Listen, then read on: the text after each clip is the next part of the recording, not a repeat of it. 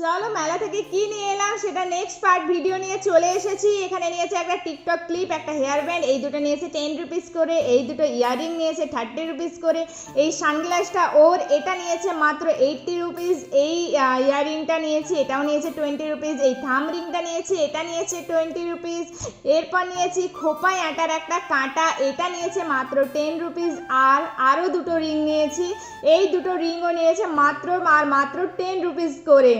এরপর যেটা সব থেকে আমার ফেভারিট লেগেছে, সব থেকে ভালো, সেটা হচ্ছে এই জুতোটা। তোমরা কেউ গেস করতে পারবে এই জুতোটার কত প্রাইস নিয়েছে? মাত্র 150। তাই আমি আর লোভ সামলাতে পারলাম না, আমি জুতোটা নিয়ে নিলাম। আর তারপর আমার খুব গরম লেগে গেছে, আরেকটা প্লাস্টিক খোলার আগে আমি চুল ওপরে তুলে নিয়েছি। আর এগুলো হচ্ছে আমার খুদে বন্ধুদের জন্য দুটো স্টিকার, আর এই দুটো ব্যাগ নিয়েছি, এই দুটো 10 রুপিস করে, বাকি সব 20 রুপিস করে। এটা আমার পার্টনারের জন্য এই চেনটা, আর এখানে একটা হেয়ার ব্যান্ড, একটা বেবি ক্লিপ, আর নিয়েছি আমার পার্টনারের জন্য একটা ব্রেসলেট। আর সত্যি প্রত্যেকটা জিনিস খুব রিজনেবল প্রাইসে পেয়েছি। আর দেখো জুতোটা পরে কি সুন্দর লাগছে। ফার্স্ট টাইম আমি মেলা থেকে জুতো নিলাম, আর না নিয়ে সত্যি থাকতে পারলাম না।